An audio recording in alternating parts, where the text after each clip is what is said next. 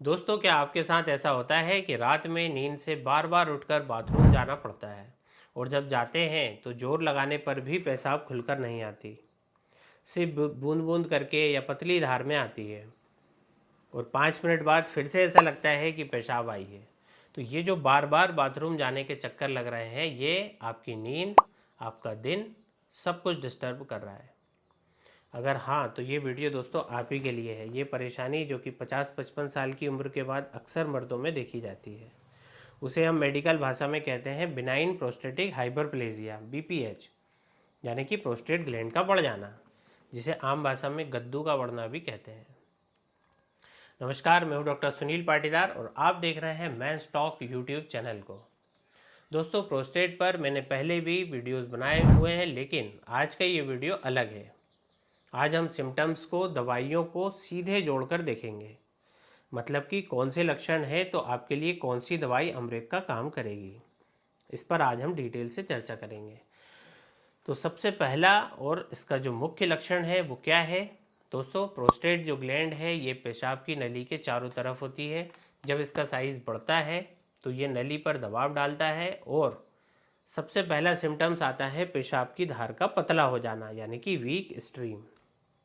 फिर है पेशाब का बार बार आना, फ्रीक्वेंसी, खासकर रात के समय, जिसे हम नोक्टूरिया कहते हैं। पेशेंट को अचानक से ज़ोर से पेशाब लगती है, इतनी ज़ोर से कि रोकना भी मुश्किल हो जाता है, इसे हम अर्जेंसी कहते हैं। पेशाब शुरू करने में टाइम लगता है और पेशाब करने के बाद भी लगता है कि ब्लैडर पूरी तरीके से खाली नहीं हुआ।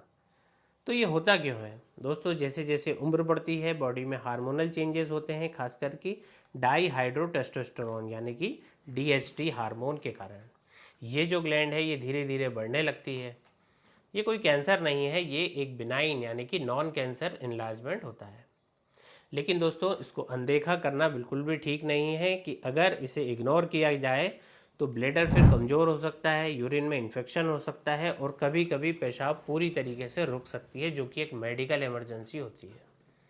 इसका पता लगाने के लिए एक सिंपल सा टेस्ट होता है ultrasound, USG, KUB plus PVR, जिससे कि प्रोस्टेट का साइज़, वेट और पेशाब करने के बाद ब्लैडर में कितनी पेशाब रुक रही है ये सब हमें पता चल जाता है। अब आपके मन में एक सवाल आ रहा होगा दोस्तों कि इसका इलाज तो सर्जरी भी है, एलोपैथिक में भी दवाइयाँ हैं, तो फिर होम्योपैथी ट्रीटमेंट ही क्यों बेस्ट है? तो इसको समझिए। सबसे पहला और सबसे बड़ा इसका जो कारण है वो है कि ये होम्योपैथी दोस्तों बहुत सेफ़ है, जबकि कन्वेंशनल दवाइयों से कई बार चक्कर आना, कमज़ोरी महसूस होना या फिर सेक्सुअल लाइफ पर भी इसका असर पड़ने जैसे साइड इफ़ेक्ट हो सकते हैं। होम्योपैथिक दवाइयाँ नेचुरल सोर्स से बनती हैं और इनका कोई भी साइड इफ़ेक्ट नहीं होता। दूसरा कारण है कि होम्योपैथी सिर्फ सिम्टम्स को दबाती नहीं, ये बीमारी की जड़ पर काम करती है। ये बॉडी के इंटरनल हार्मोनल सिस्टम को रेगुलेट करके बढ़े हुए प्रोस्टेट को नेचुरली नॉर्मल साइज़ में लाती है। और तीसरा सबसे ज़रूरी फ़ायदा कि सर्जरी से बचाव। अगर सही समय पर सही होम्योपैथिक दवाई शुरू कर दी जाए तो 80% केसेस में सर्जरी की ज़रूरत को आसानी से टाला जा सकता है और ऑपरेशन और उसके बाद होने वाली तकलीफ से भी आप बच सकते हैं। तो चलिए अब हम आते हैं वीडियो के सबसे इम्पोर्टेंट हिस्से पर, वो है कि दोस्तों होम्योपैथिक मेडिसिन जो कि आपके स्पेसिफिक सिम्टम्स के हिसाब से काम करने वाली हैं। तो सबसे पहले प्रोस्टेट की सर्वप्रथम दवाई, जिसे कि हम होम्योपैथिक कैथेटर के नाम से भी जानते हैं, वो है सबलसेउलाटा का मदर टिंचर। ये दवाई आपको कब लेनी है? जब आपके सबसे बड़ी आपकी जो समस्या है वो ये हो कि बार बार पेशाब जाना पड़े और जब पेशाब में हल्की सी जलन भी महसूस हो और आपको हमेशा लगे कि ब्लैडर भरा हुआ है लेकिन पेशाब बूंद बूंद करके आती हो। जब प्रोस्टेट में भारीपन और दर्द भी महसूस हो रहा हो तब सबलसेउलाटा आपके लिए बेस्ट होती है। ये प्रोस्टेट ग्लैंड को नरिश करती है, एट्रोपिक कंडीशन में भी काम करती है। इसकी 20-20 बूंद आधे कप गुनगुने पानी में डालकर दिन में 3 बार, सुबह, दोपहर, रात, खाने खाने के आधे घंटे पहले आपको लेना है।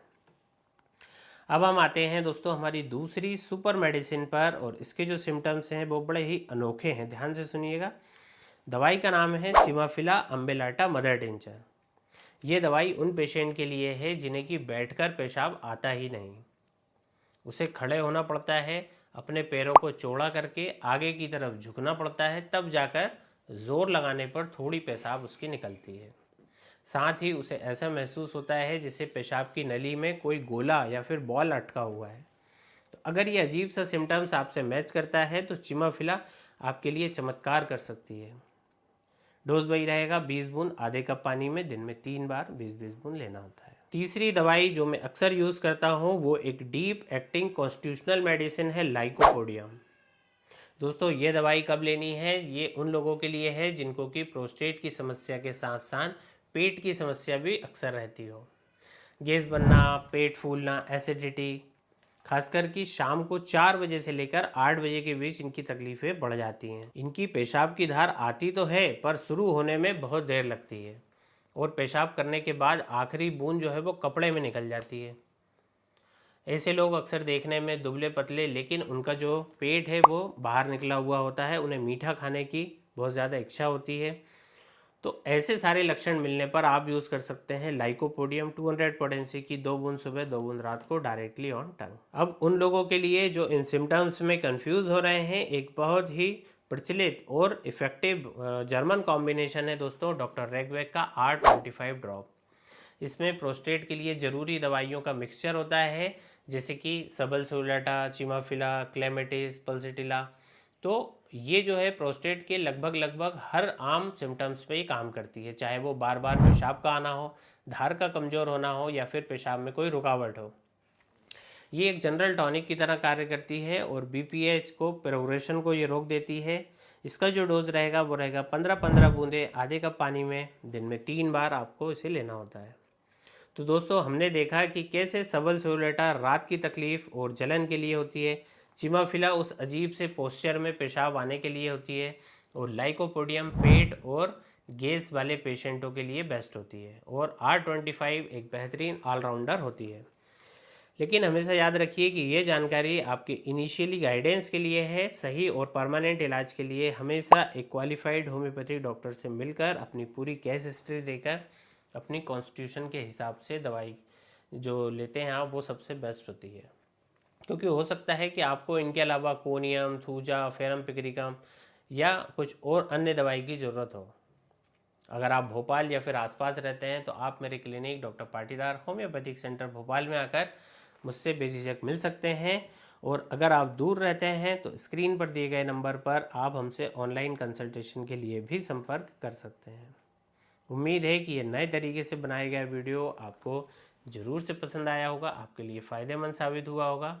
इस वीडियो को हर उस पुरुष तक पहुंचा दीजिए जिसकी उम्र 50 से ऊपर है, क्योंकि दोस्तों नॉलेज बढ़ाने से बढ़ता है। चैनल को दोस्तों सब्सक्राइब करना ना भूलिए, बेल आइकन की बटन को ज़रूर से प्रेस कर दीजिए। स्वस्थ रहिए, मस्त रहिए। आज के लिए बस इतना ही, धन्यवाद।